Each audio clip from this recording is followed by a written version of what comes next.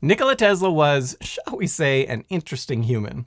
While much of his later life has been discussed ad nauseum with a whole lot of myths thrown in, few ever talk about what he was like as a child and how he went from a relatively poor boy from Croatia to world-famous inventor in America. So let's rectify that, shall we? In the mid-19th century, the Austrian Empire, which stretched for over 1,000 miles from Italy to Ukraine, was a place of contradictions. The ruling patriarch, Minister of the Interior, Baron Alexander von Bach, was on the one hand something of a despot, abolishing public trials, reducing the freedom of the press, and imprisoning political opponents.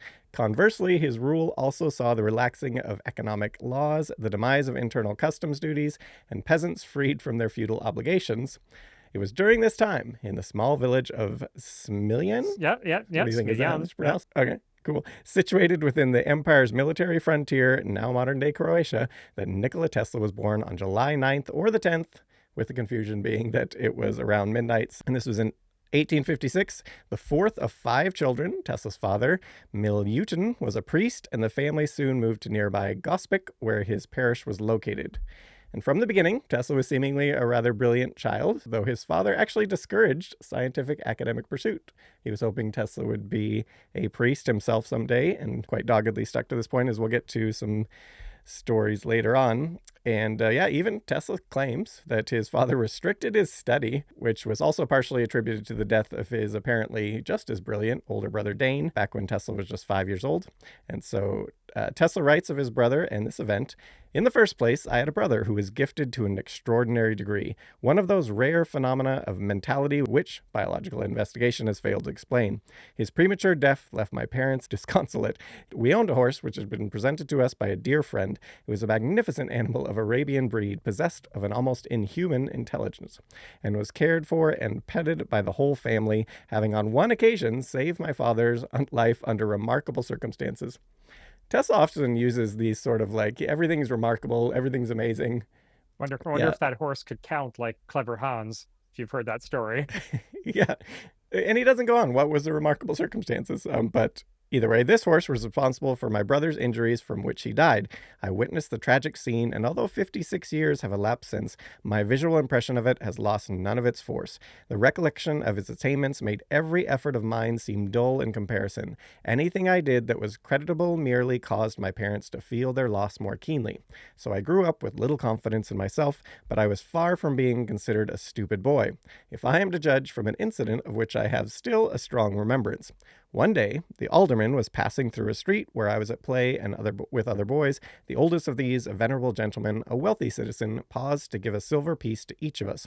Coming up to me, he suddenly stopped and commanded, "Look in my eyes." I met his gaze, my hand outstretched to receive the much-valued coin when, to my dismay, he said, "No, not much. You can't get nothing from me. You are too smart."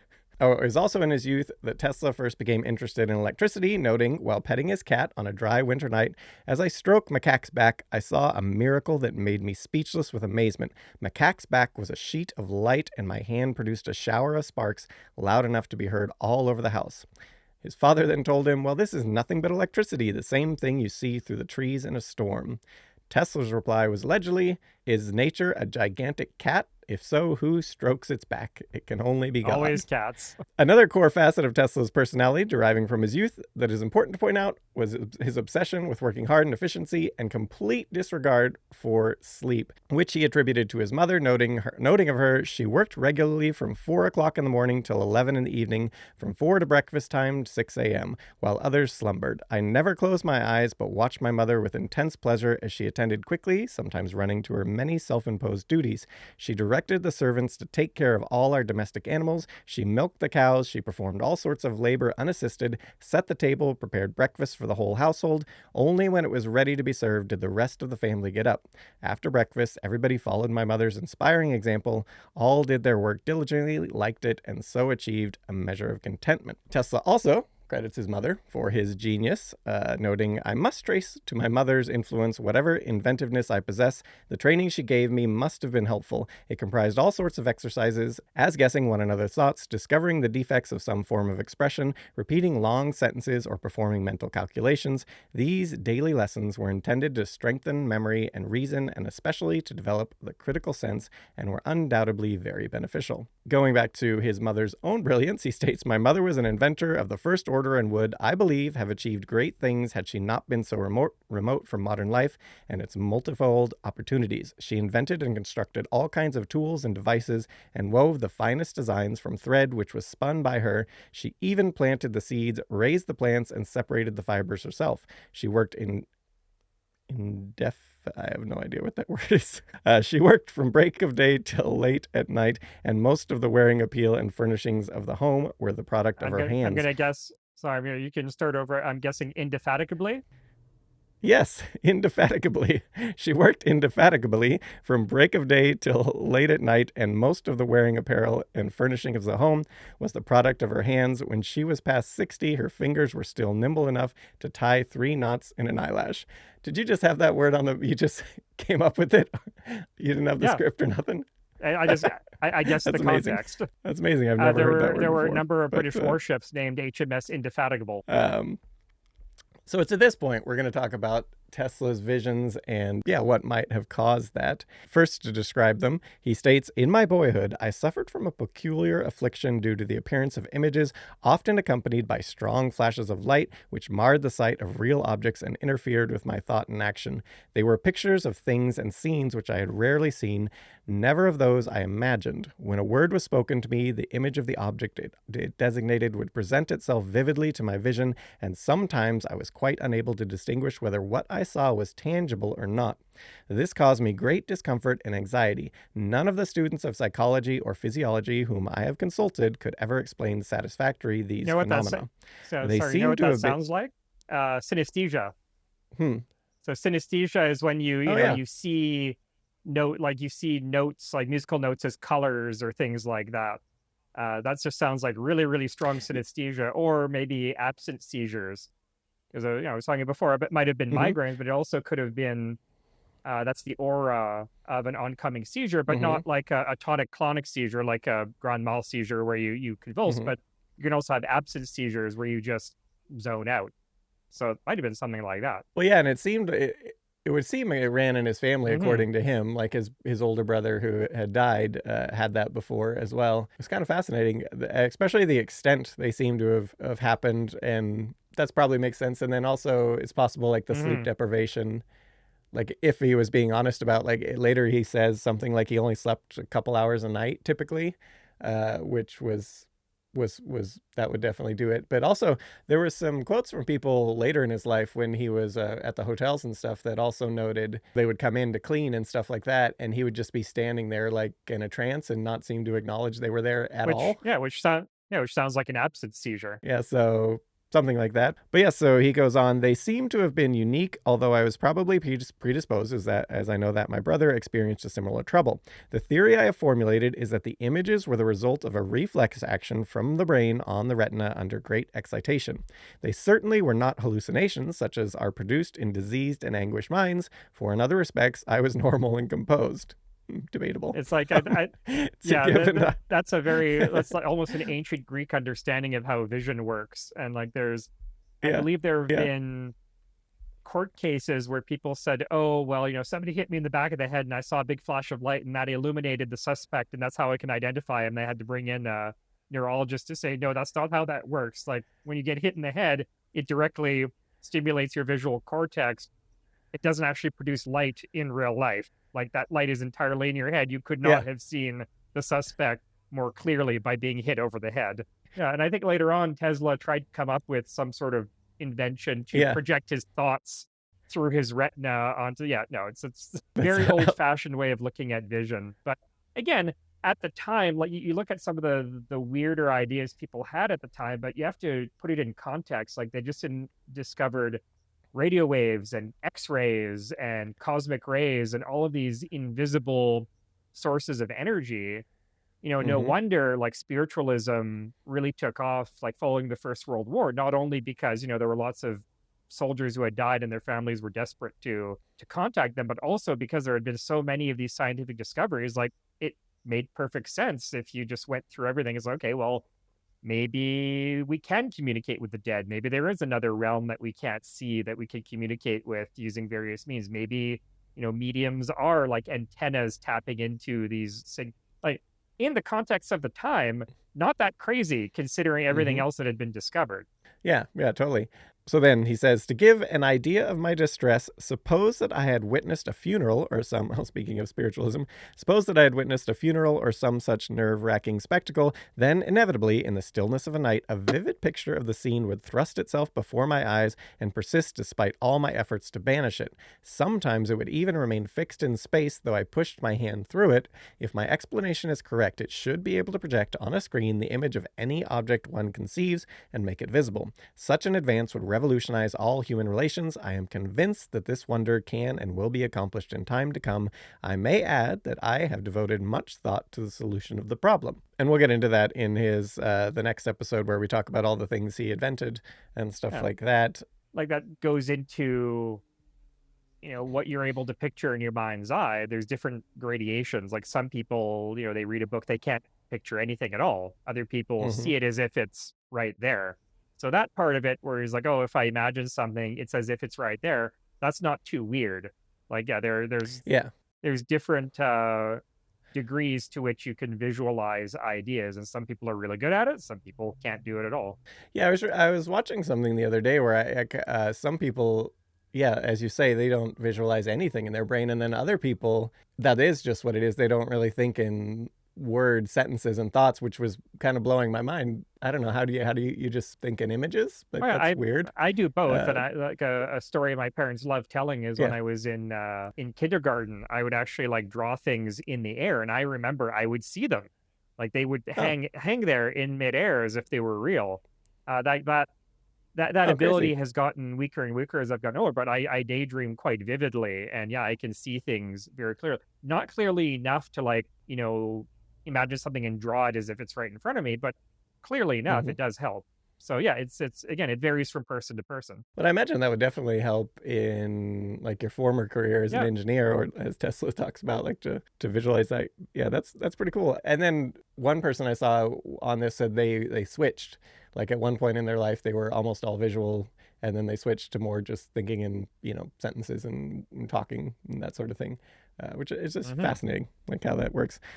Well, but it's just like, how it limits you. Like, of course, there's the whole Sapir-Whorf hypothesis about language affecting the way that you think and what have you. But for example, the ancient Greeks came up with a lot of mathematics that we still use today, like Pythagorean theorem and things like that. They didn't have algebra. They didn't have a notation. Everything was geometric, and they saw things in, a very different way. Same thing. A friend of mine was showing me the original, I think it was Thomas Malthus, like his original treatise on like population growth and things like that. This is before Descartes came up with like the Cartesian plane, X and Y, and plotting things on a graph. And so he's attempting to explain the things in words that would be so much easier to depict visually. Like if you had the Cartesian plane, super easy to show like what an exponential curve or something like that is, but he's limited to describing it in language where it's like, doubling every so many years or what have you. And it's so limiting and stilted. And it's just interesting, like the language or even the visual language that you have, how it affects your ability to think and conceive of certain problems. Yeah, and I took so back in college, I was computer science and stuff, but we had one on computer languages, just like the development, and the professor of it actually used to be a linguist, and he was talking about, I don't know, I assume he was pretty accurate on what he was saying, but he was talking about, of course, like monkeys and humans really don't differ that much in our ability to count things if we don't have any number or any facility. If we're just looking, like how many things can we actually, so we see around 5 objects is about our limit, like we can see it, but if it's more than that without actually counting, we can't really tell. It's called number sense. Yeah, and so then he was talking about some of the earliest before they had numbers, how like merchants, of course, we needed to trade stuff. We need to know if this is the same amount as this amount. Of course, they had weights, but there were sometimes, and he had like where they would touch different parts of their body in a sequence, and then if it matched up at the same, like they stopped at the same point the next time, they would know it was matching and stuff like that, which was just fascinating. And then talking about some of the early number systems and how they did that, it's all quite fascinating, the mechanisms they had for, they didn't have numbers like you say, so how do you do that, like just like touching parts of your body and stuff. And again, crazy. How do you perform mathematics without the concept of zero, which was invented in India, relatively recently. All things considered, it's the things we take for granted in how we do things. And even you were talking about, how interesting it is, how people govern their lives without having accurate clocks. Like, if somebody were to ask me what is the most important invention in, at least recent human history, I would say accurate clocks, because everything else stems from that. You can't do proper science. You can't determine a lot of the laws of science without accurate timekeeping. You wouldn't have, the modern workday and work schedules and factory production and everything that builds the modern world without accurate timekeeping. So so you need to go back before accurate timekeeping, when you're using a sundial, or maybe there was like one mechanical clock in the town square and everybody set their rhythm around that, or even before that. Completely different world, like a very alien world when you think about it. Yeah, without the precise. And also just a little quick fact on the side, if anyone wants to know why do clocks go clockwise, and it is the sundial in the northern hemisphere. That's the way it went. So that's what got adopted. And, most humans were in the northern hemisphere at the time. And a plug for my own channel over on Our Own Devices. I just did a video on portable sundials. So I explained, I explained how they're designed and, all the different considerations for how you design them or how you use them, how you align them and everything like that. So yeah, go check that out. That's my most recent videos on sundials. Yeah. Nice. And I think, speaking of the lack of some of the mathematical facilities and timekeeping, and then you look at like Aristophanes, whatever it was, his estimate of the how big the Earth was remarkably accurate when he is just dealing with, he's got like a sundial and then he has someone walking to this distance and estimating the distance and everything like that to take the same measurement. Eratosthenes. Yeah, there we go. Yeah, that's fascinating, and how accurate it could be. And also the fact that back then most academics anyway, didn't actually think the world was flat. Yeah, that is a video we should do, like an extensive video discussing, not just modern flat earthism, but just how much of a myth it is that people thought that the Earth was flat. Like, no, like they didn't think it was flat, before, like, it was a very, very, very long time ago. Like, we've known it was round for a very, very long time. In any event, going back to Tesla, he says, to free myself of these tormenting appearances, I tried to concentrate my mind on something else I had seen, and in this way I would often obtain temporary relief, but in order to get it, I had to conjure continuously new images. It was not long before I found that I had exhausted all of those at my command. My reel had run out, as it were, but because I had seen little of the world, only objects in my home and the immediate surroundings, as I performed these mental operations for the second or third time in order to chase the appearances from my vision, the remedy gradually lost all its force. Then I instinctively commenced to make excursions beyond the limits of the small world of which I had knowledge, and I saw new scenes.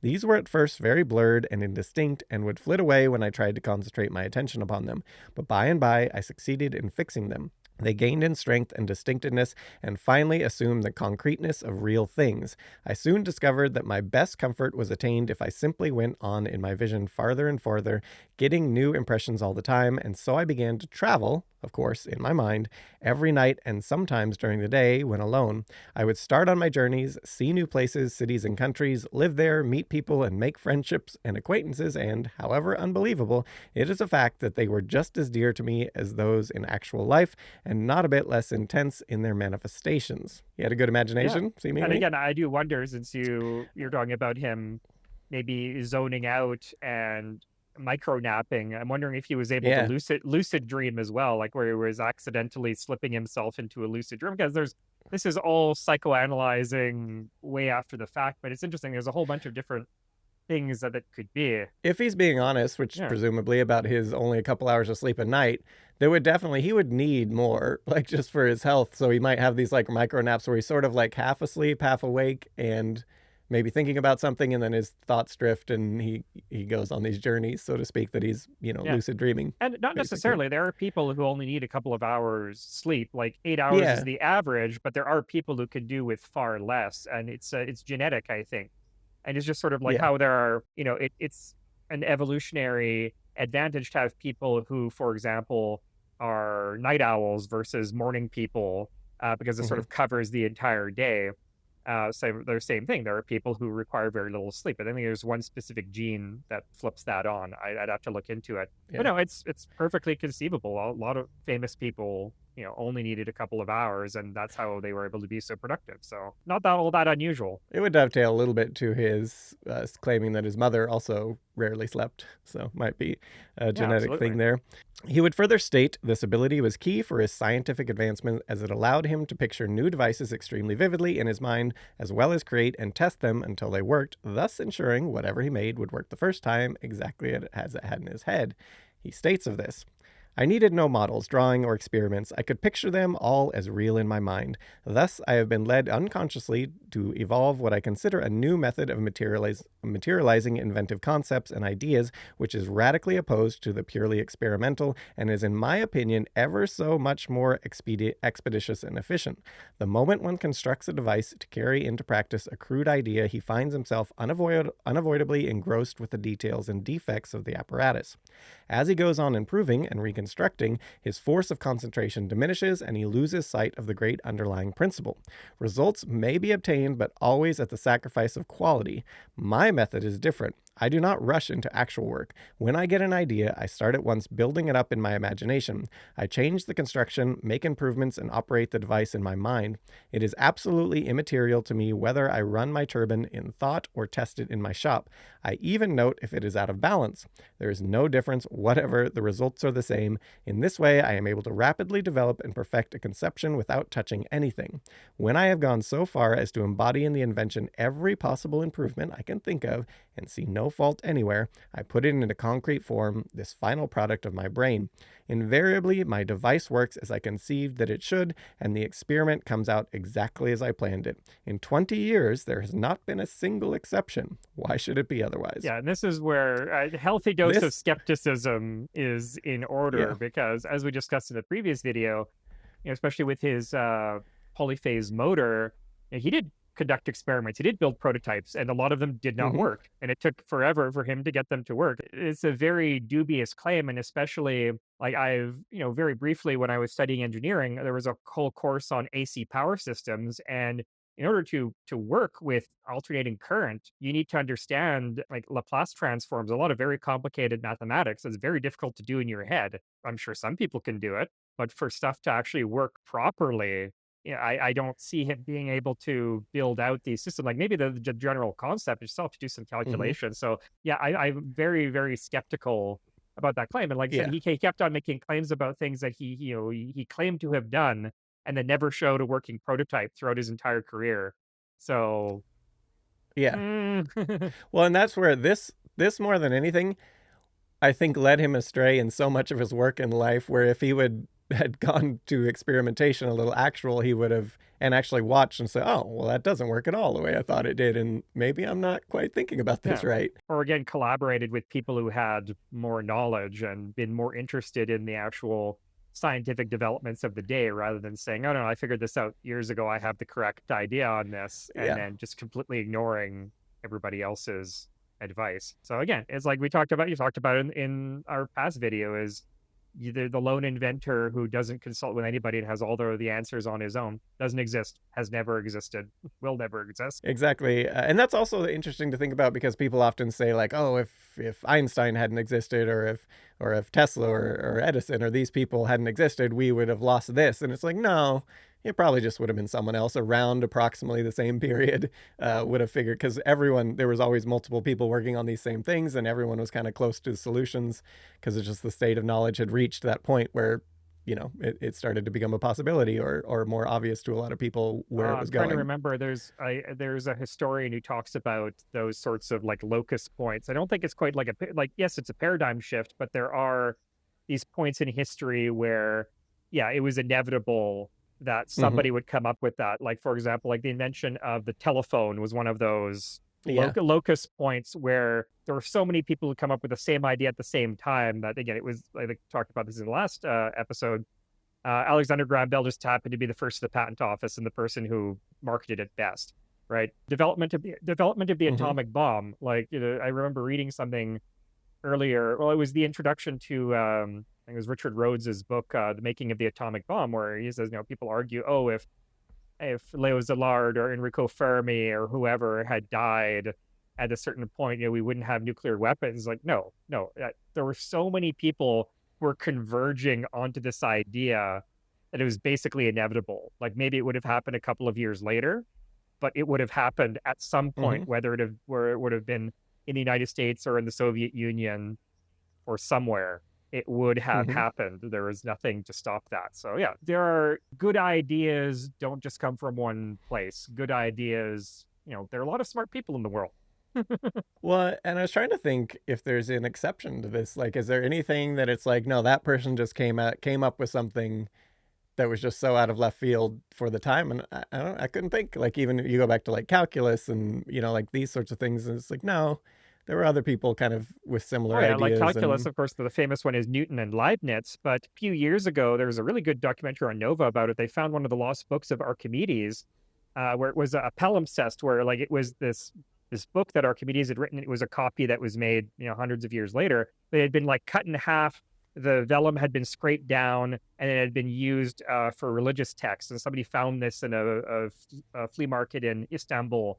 And then when they put it under ultraviolet light, they saw this faint text. And then when they finally managed to decode the whole thing, they found that, Archimedes had come up with a very early concept of calculus, of how to calculate the volume of shapes through what we would now call integration. So again, not a new idea. Yes, developed in different ways. There's a time for it to become truly useful, but these ideas, I've written for you about the Antikythera mechanism, where a lot of these like clockwork ideas wouldn't become mainstream until hundreds of years later, but people were still thinking about it. And that's another thing.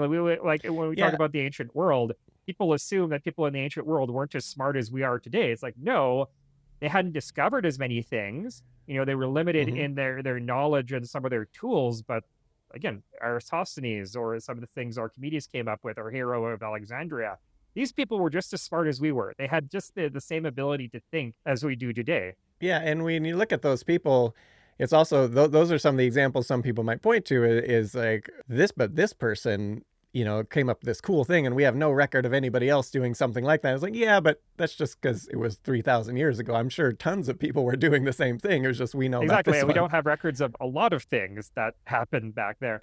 And it really reminds me of, there's a quote by Stephen Jay Gould, the paleontologist, where he says, "I am not so much concerned about the number of convolutions in Einstein's brain, but the number of similar intellects who have wasted away in farm fields and sweatshops throughout history." We're just saying there's a lot of smart people, or a lot of people who would have done great things had they had the opportunity, but we don't know about them because they didn't, because they were farmers or laborers or what have you. So yeah, there's a lot of smart people, and who comes up with the version of an idea. And yeah, there's other ones like near misses, like Wallace and Darwin were writing to one another, and then Darwin just happened to be the first to publish his theory of evolution.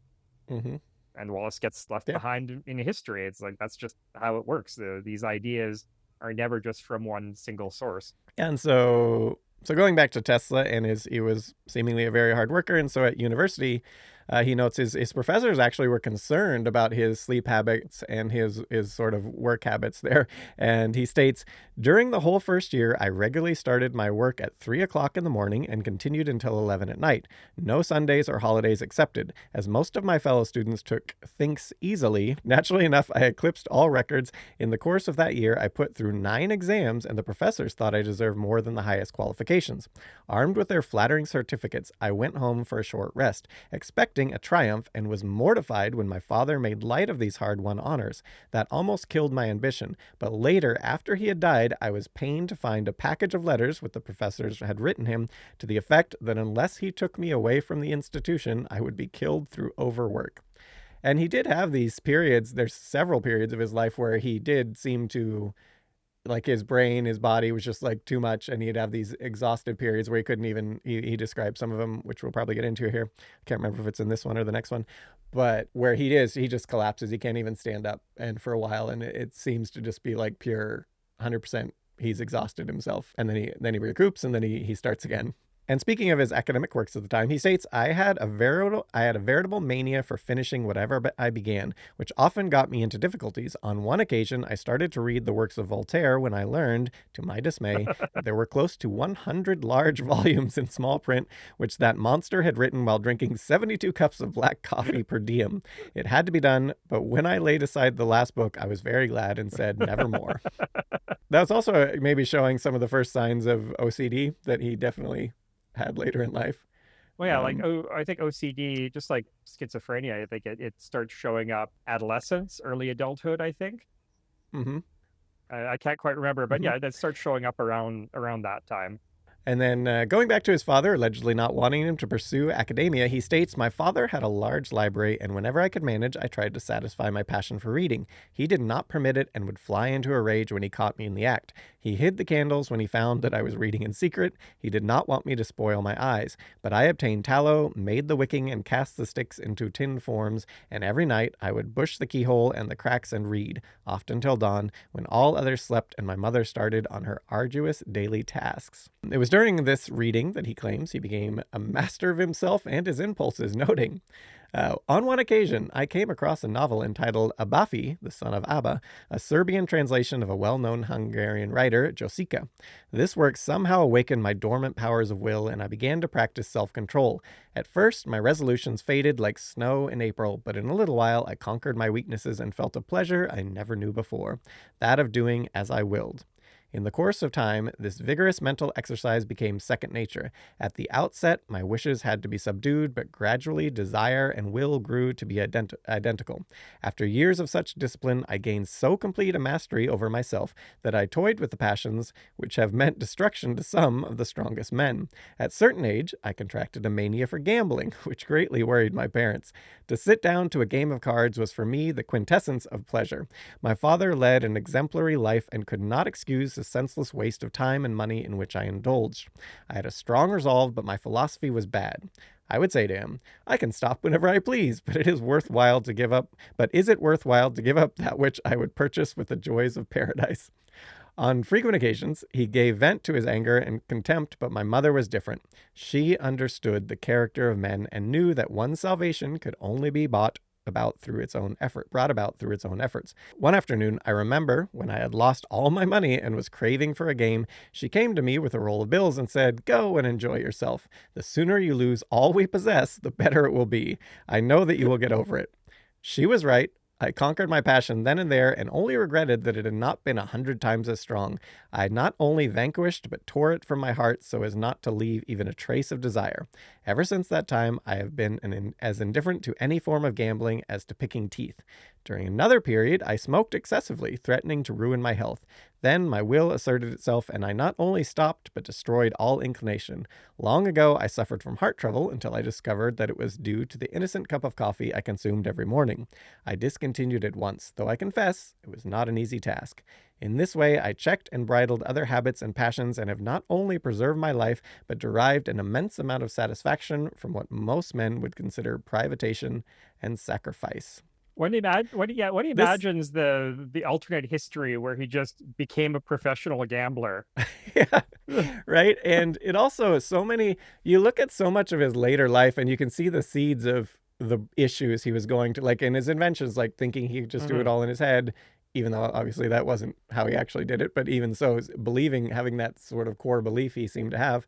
And then this one, like overcoming all his passions and just like rigidly, I'm just going to work. I'm going to have none of this rest. And it's just some of his later psychological problems and stuff. It's like, well, it's like the seeds of this, like the sleep deprivation, all and of this. And just like massive, like psychological repression, like he's suppressing everything.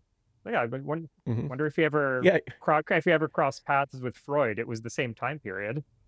Freud would have had a field day.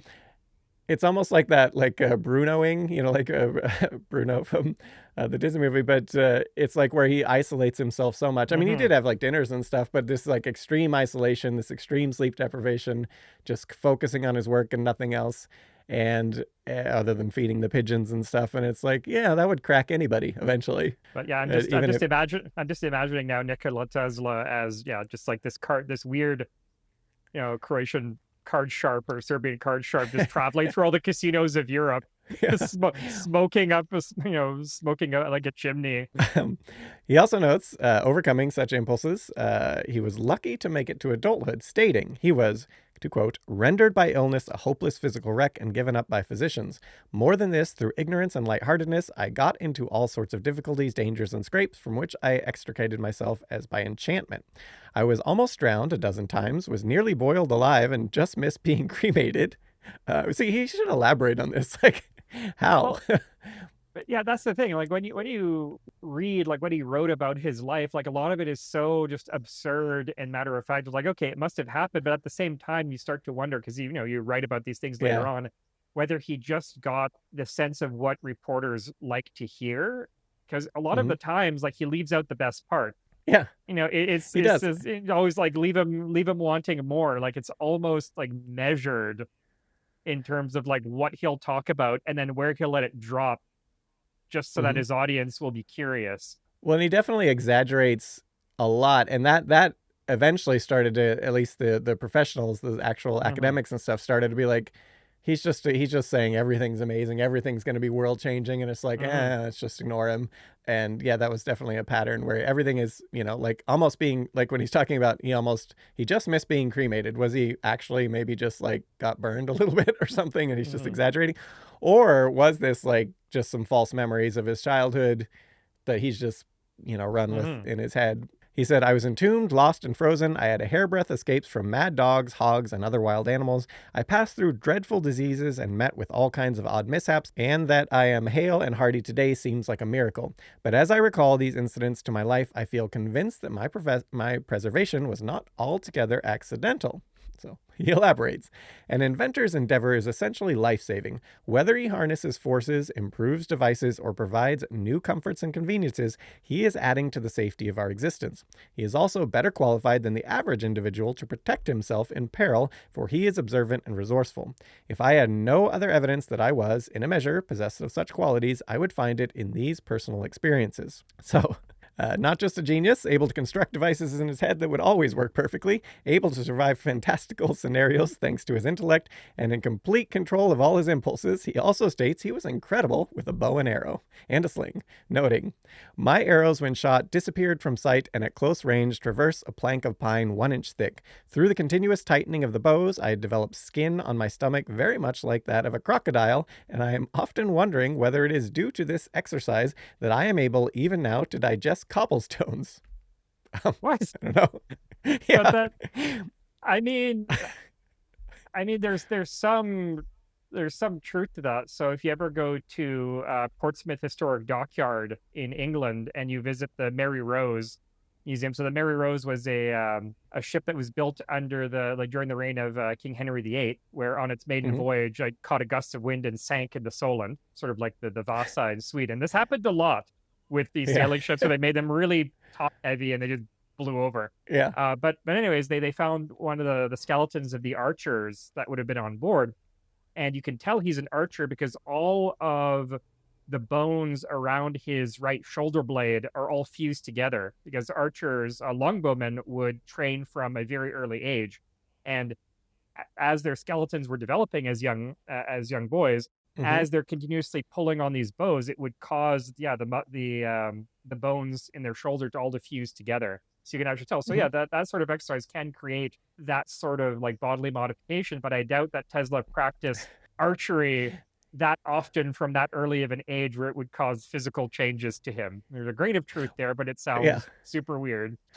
Yeah, like maybe he had some calluses or something at some point, but also, and then what does that have to do with being able to eat cobblestones? But And also, is he talking about pebbles? Because a cobblestone is like that big. Yeah, so he's saying, I don't know, like clearly maybe just his knowledge of biology, but like what would your skin being, extra coarse or whatever, it has nothing to do with eating. But yeah, he says just swallowing gastroliths, which is what. Like, and why? How would he know this? Who just like picks up some stones and is like, I'm going to eat that? So Nor can I pass in silence my performance with the sling, which would have enabled me to give a stunning exhibit at the Hippodrome. And now I will tell of one of my feats with this antique implement of war, which will strain to the utmost the credulity of the reader. I was practicing while walking with my uncle along the river. You know, when he says it's going to be like a little outlandish, it's going to be extra. I was practicing while walking with my uncle along the river. The sun was setting, the trout were playful, and from time to time one would shoot up into the air, its glistening body sharply defined against a projecting rock beyond. Of course, any boy might have hit a fish under these propitious conditions, but I undertook a much more difficult task, and I foretold to my uncle, to the minutest detail, what I intended doing. I was to hurl a stone to meet the fish, press it bodily against the rock, and cut it in two. It is no sooner said than done. My uncle looked at me, almost scared out of his wits, and exclaimed, "Vade retro Satanas," and it was a few days before he spoke to me again. So I assume that's something. Satanas is probably like Satan. Something. Yes. Do you know the rest? Yeah. I don't know. I was like calling him the devil. Or... Yeah, the son of the devil or something like that. Oh yeah, retro Satanas. Okay, yeah, that's probably exactly it. Yeah, so he cut a fish in two, apparently, supposedly. Although I guess was his uncle also a minister? Because if he's speaking like that sounds like Latin. Why would he be speaking Latin? Yeah, well, presumably. I mean, that tended to run in the family. They tended to similar professions, but I guess so. But I don't think they were Catholic ministers. They were Eastern Orthodox. So they would, the main church language would be like Church Slavonic or Croatian or Serbian or whatever. Well, maybe they knew Latin also. But yeah, that seems like a very weird thing for somebody who's Serbian to cry out, in surprise, to cry out in Latin. Anyways. Well, and the whole idea of with a rock cutting a fish in two in the water. I don't know, I'm skeptical, as he said. I think maybe he hit the fish. That's very believable. But as for his physical prowess, he goes on. He states, even into older age. A short time ago, I was returning to my hotel. It was a bitter cold night, the ground slippery, and no taxi to be had. Half a block behind me followed another man, evidently as anxious as myself to get under cover. Suddenly, my legs went into the air. In the same instant, there was a flash in my brain. The nerves responded, the muscles contracted, I swung through 180 degrees and landed on my hands. I resumed my walk as though nothing had happened when the stranger caught up with me and said, "How old are you?" he asked, surveying me critically. "Oh, about 59, I replied. "What of it?" "Well," said he, "I have seen a cat do this, but never a man.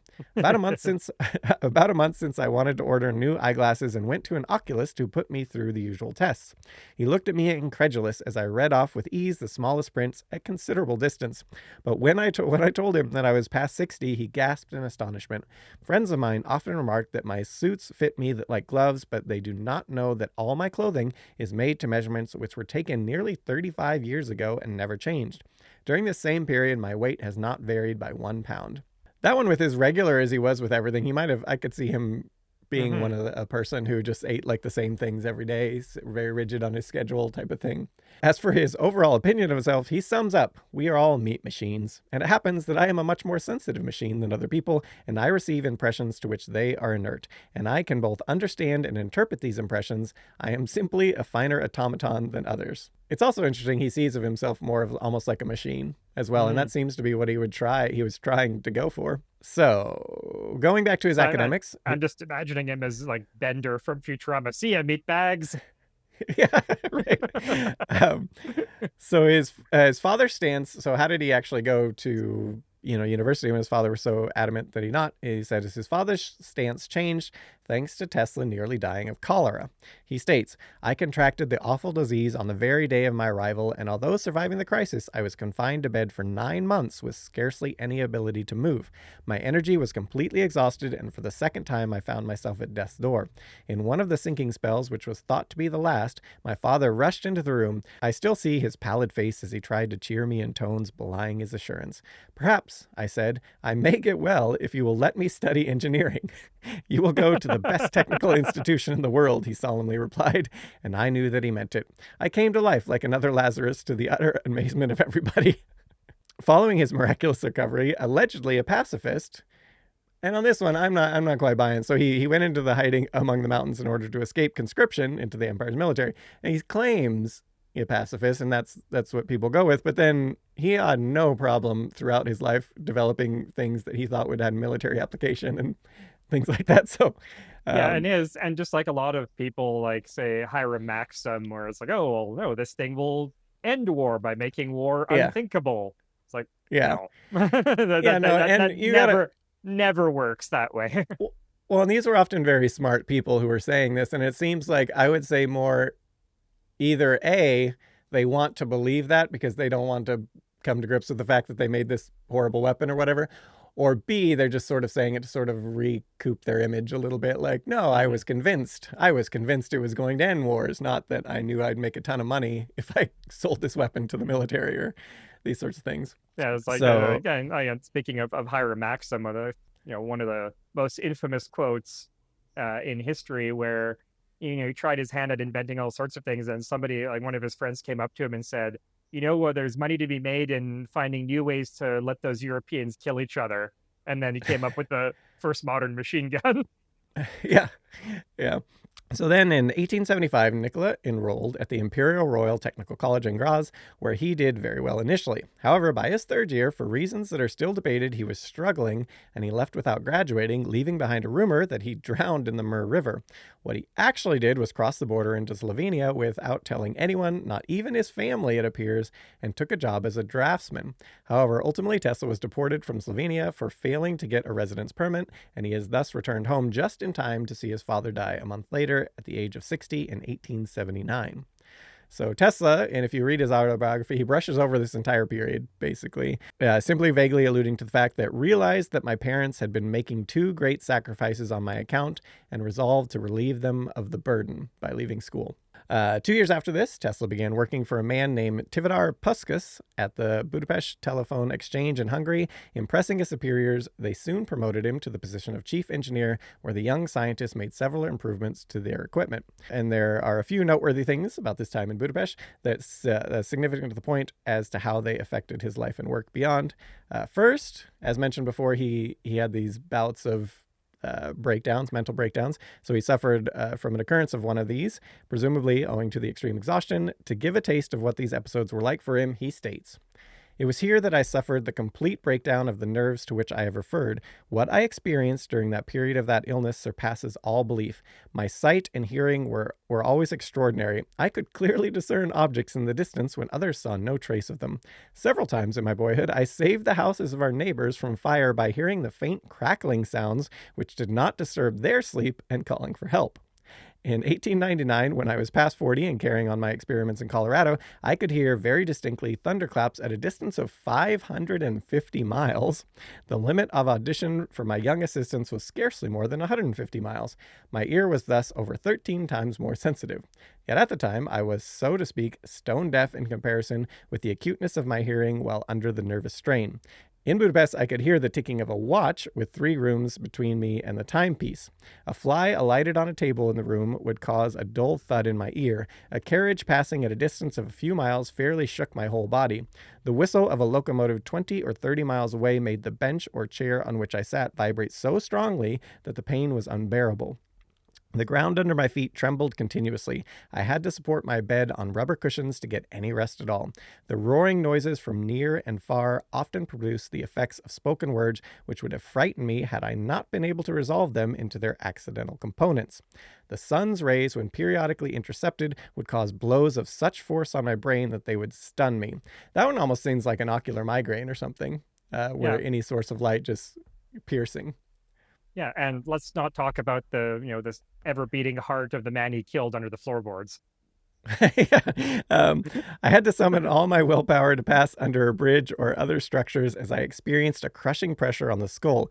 In the dark, I had the sense of a bat and could detect the presence of an object at a distance of 12 feet by a peculiar creepy sensation on the forehead. My pulse varied from a few to 260 beats, and all the tissues of the body quivered with twitchings and tremors, which was perhaps the hardest to bear. A renowned physician who gave me daily large doses of bromide of potassium pronounced my my malady unique and incurable. I clung desperately to life, but never expected to recover. Can anyone believe that so hopeless a physical wreck could ever be transformed into a man of astonishing strength and tenacity, able to work 38 years almost without a day's interruption, and find himself still strong and fresh in body and mind? Such is my case. A powerful desire to live and to continue the work, and the assistance of a devoted friend and athlete accomplished this wonder.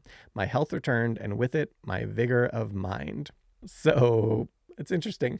Like, some of it you can sort of point to something that might have caused it, like an ocular migraine or something, but some of the other stuff, it's kind of weird. Possibly the variable heart rate and stuff, I would assume they were probably giving him random things. Well, yeah, the potassium bromide that they gave him, like, that was a very common sedative at the time. Like, bromo seltzer, was an antacid mixed with a bromide compound that would calm you down. And that's why, well, if you've heard the term, to give somebody or to say a bromide, like some statement to pacify something that doesn't mean much, like it's an old term. I don't think many people use it anymore, but that's where that comes from. Some sort of calming, reassuring statement, but that's, empty of all meaning is a bromide. Well, and it also, with all his stuff, you have to sort of like, what is he exaggerating on? Mm-hmm. What's he misremembering? And what's actually, clearly something happened in these bouts of where he was bedridden for weeks at a time. So something was going on, but yeah, some of it, like the hearing a ticking watch from several rooms away and things, it's a little interesting. Or another important thing to point out, while in Budapest at the time, the world's first AC transformers were created in the late 1870s, not long before Tesla's arrival there. While Tesla himself never seems to have made mention of studying these, given his work at the time and interest then, as well as later in life, it's generally thought he likely did observe these and became familiar with how they worked. And this is where we get to the story in 1881 that Tesla claims he had a vision and suddenly saw how to create his later famed AC induction motor. He elaborates. I was enjoying a walk with my friend in the city park and reciting poetry. At that age, I knew entire books by heart, word for word. One of these was Goethe's Faust. The sun was just setting and reminded me of the glorious passage. As I uttered these inspiring words, the idea came like a flash of lightning, and in an instant, the truth was revealed.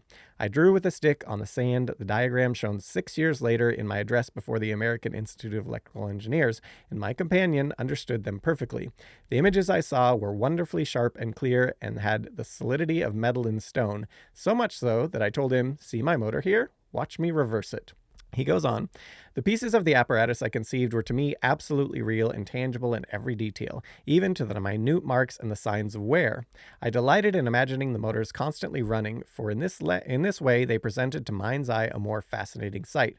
When natural inclination develops into a passionate desire, one advances towards his goal and 7-league boots.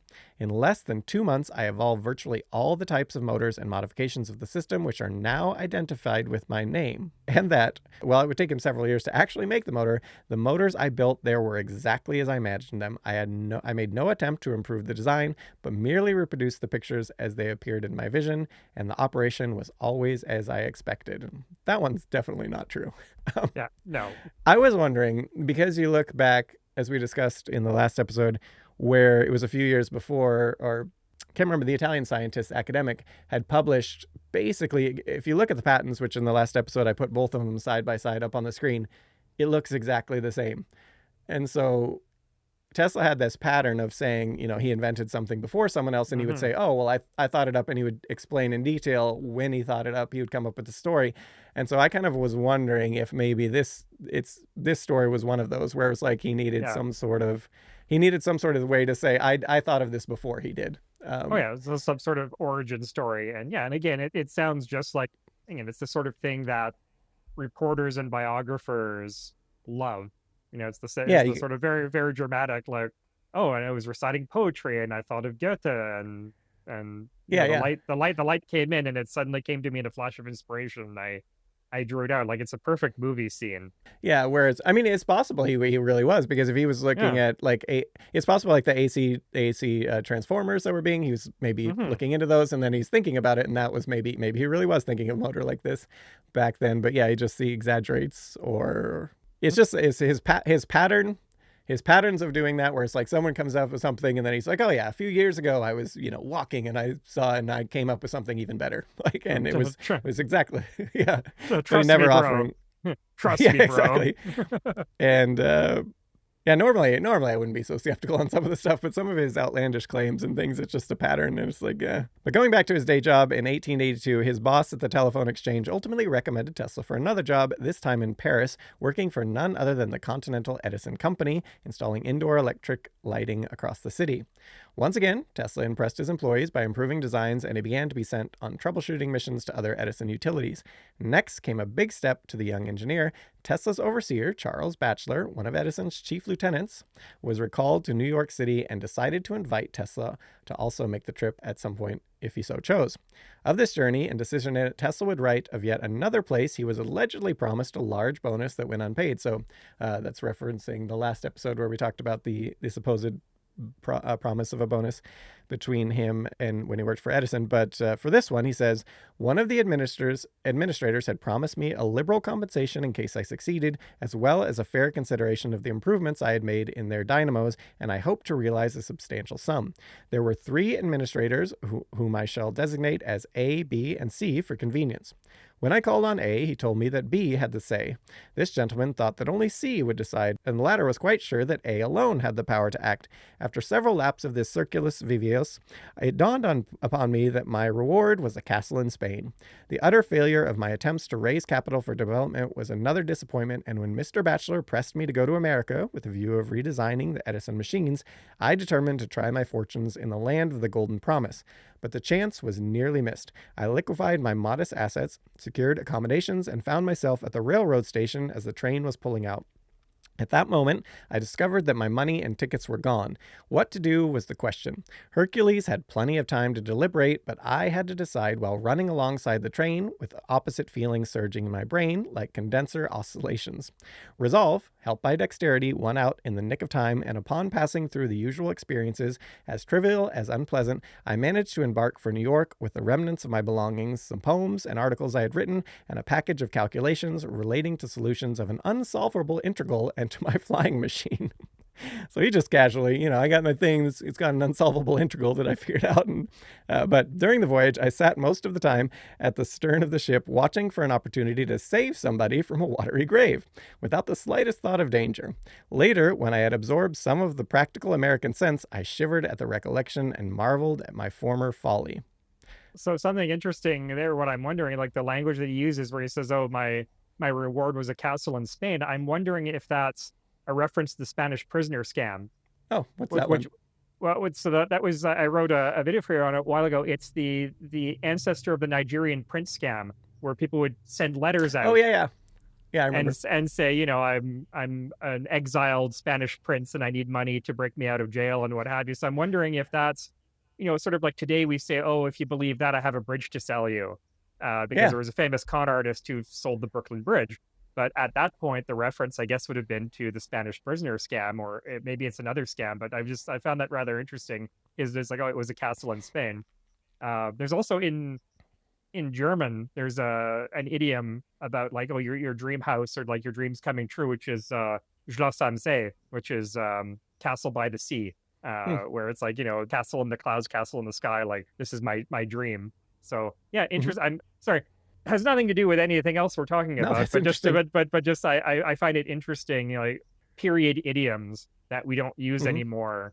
And it's just like, as somebody who writes historical fiction, it's always interesting, like trying to come up with what would this person actually say, and expressions and idioms that we use today, like when did they actually come into being? And it's very difficult when you write historical fiction because anachronisms creep in way too easily. Yeah, that's interesting. And speaking of, you were talking about the selling the Brooklyn Bridge, or was it London Bridge? Or Brooklyn Bridge, and then there was another one who sold the Eiffel Tower.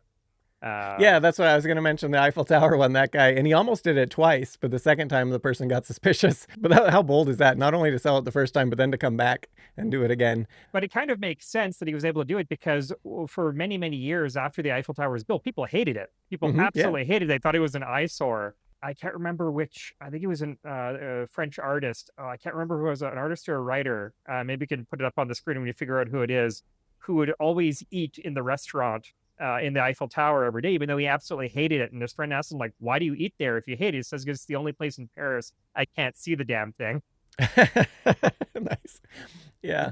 There was, people, I remember when I did that one on the guy who sold it, or, I think he ended up in Alcatraz. He died in Alcatraz, I think, eventually. And it was his girlfriend. His girlfriend turned him in. That's how he got caught, because he cheated on her or something like that. And so she turned him in. That's always how it goes with those, with big bank heists and things like that. It's either somebody's girlfriend, or somebody has some sort of personal falling out and they turn them in, or they start spending the money way too lavishly, way too early, and that's what flags them. He also had, when he would travel, I think when he was fleeing France for the U.S., I believe it was that trip, he came up with a money copying machine where someone would give him like $1, and then he would give them $100 thing, and then he would sell the machine to them for I don't remember the amounts, but massive amounts of money. So that he would show that it worked, but it was really just, obviously he would put in the hundreds, and then they would put in the one, and then he would leave. But yeah, he did that scam a lot too. He was a pretty funny guy. Speaking of coming to America, when he got to America, he said, "Is this America? It is a century behind Europe in civilization." But that said, 5 years later, he switched completely, noting, "I became convinced that it was more than 100 years ahead of Europe, and nothing has happened to this day to change my opinion." But going back to shortly after his arrival in the US, he almost immediately did begin working for Edison's Machine Works and got to meet the man himself, stating, "The meeting with Edison was a memorable event in my life. I was amazed at this wonderful man who, without early advantages and scientific training, had accomplished so much. I had studied a dozen languages, delved in literature and art, and had spent my best years in libraries reading all sorts of stuff that fell into my hands, from Newton's Principia to the novels of Paul de Kock, and felt that most of my life had been squandered. But it did not take long before I recognized that it was the best thing I could have done. Within a few weeks, I had won Edison's confidence, and it came about in this way." And then again, goes on to the story of the SS Oregon, as we described in the last episode, where he supposedly was promised a bonus, but probably not really. But he also states here, "At 5 o'clock in the morning, when passing along Fifth Avenue on my way to the shop, I met Edison with Bachelor and a few others as they were returning home to retire. 'Here is our Parisian running around at night,' he said. When I told him that I was coming from the Oregon and had repaired both machines, he looked at me in silence and walked away without another word. But when he had gone some distance, I heard him remark, 'Bachelor, this is a damn good man.' And from that time on, I had full freedom in directing my work." He also claimed, Edison would later state, "I have had many hardworking assistants, but you take the cake." Which that one seems kind of believable. Edison and he both seem to be kindred spirits in that just insane work hours and work ethic. And of course, as covered, this employ would not last terribly long, approximately a mere 6 months later, after which he did when he was working on the arc lighting system, he was doing the ditch digging and used his patents from there to launch his own career, which we're going to talk about in the next episode, all the things he invented and his career arc from there. So. And then during that episode, I will finally demonstrate these things here. Won't keep the audience in suspense for too much longer. Yeah, I know. I was wanting to include that because that's cool. But yeah, I was trying to break it up because it is so long. His life story. The next one's super long too. And then when we get into Edison, we'll probably have to break that up to like childhood and his later life, because Edison did a lot. Even his later life stuff, like Tesla's, we'll do a pretty thorough job of covering most of his major things, but Edison just had to cut out a lot of stuff because Edison, his team did so many things. Just narrowing it down is kind of hard. But Edison, as he said, Edison born with, rather humble beginnings, and how he rose from, working on a train at the age of 12, going from, he was gone, I think it was 7 a.m. to 9 p.m. He just on the train doing, and the businesses he started there, and how his rise was pretty incredible at a young age. And Edison knew how to hustle. I think like one of his first successful businesses was when he was working on the train. He would buy goods in the big city and then scalp them in the small towns surrounding, and he ran his own printing press on the train. Yeah, well, and he did on his side. He used his free time on the trains to do scientific experiments and and all these things.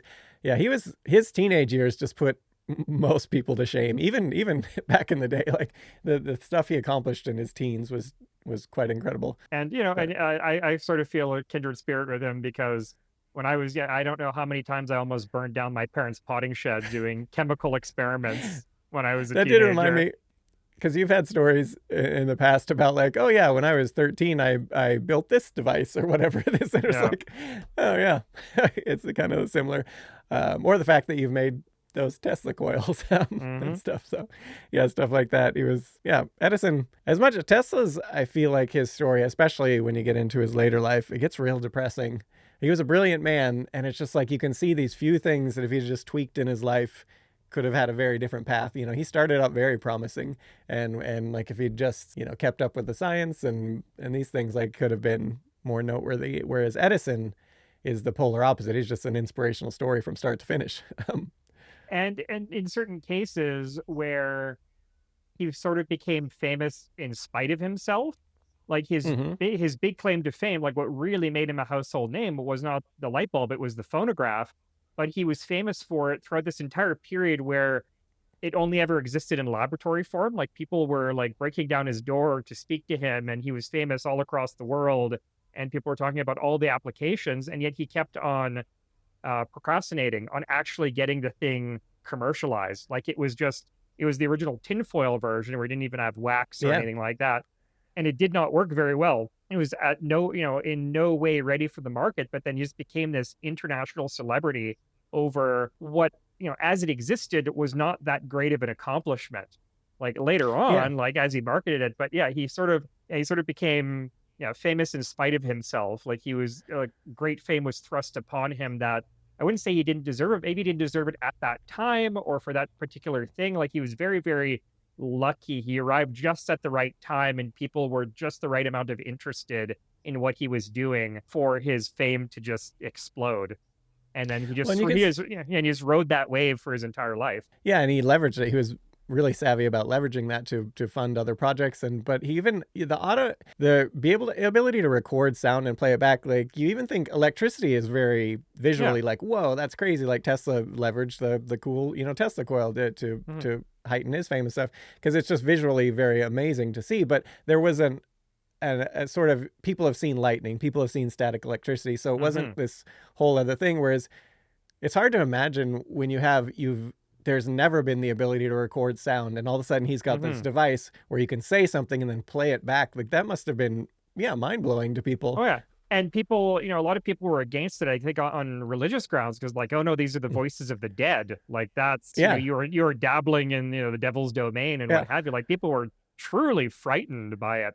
And that's another thing we take for granted in terms of like being able to preserve anything verbatim. Like we look at our culture today where we have these sound bites from the past that we hear clearly in our heads, like, yesterday, December 7th, 1941, a date which will live in infamy. Like all of these sound bites that are, that's one small step for a man, one giant leap for mankind. These things that are part of our culture that didn't exist back then. Like, yes, you had things like the Gettysburg Address and things like that, but there was no conception of what the person sounded like. There was that was not part of our image of people from the past. Yeah.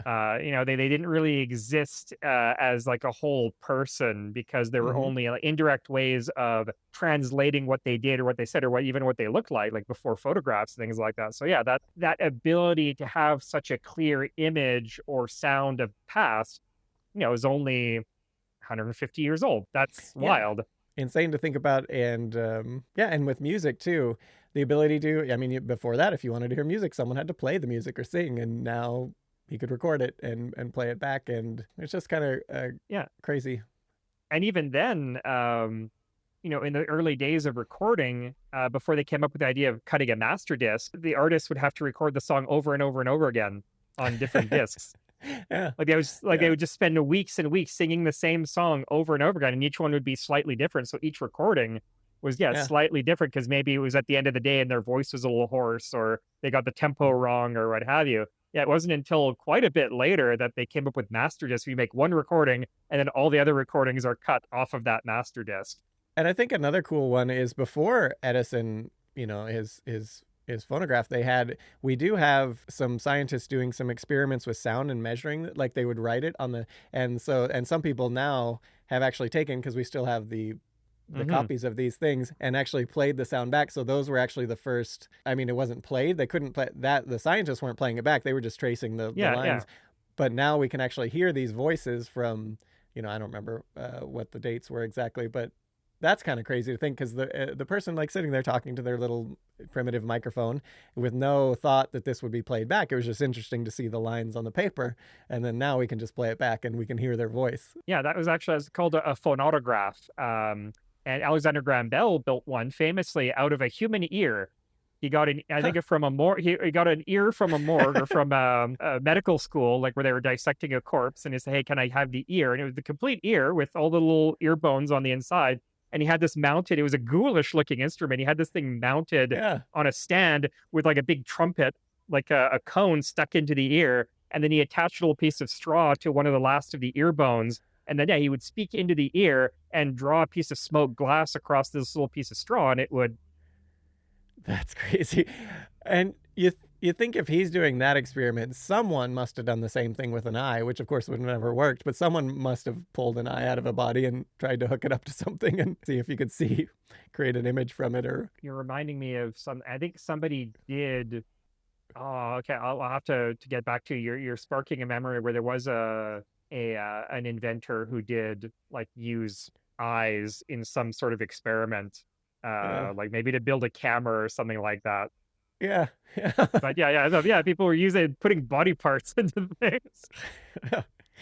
That's great. So I suppose that's a good point, unless you have anything else to add on today's. No, I think, integrating body parts into inventions is a great way to end. Great something way to end. about Victorian science. All right, so stay tuned next time. We were going to cover all Tesla's adult life and his inventions and sort of downfall and what caused him to go from the heights of fame, one of the most famous scientists in the world, to then no one really listening to him too much anymore. So, all right, thanks for watching.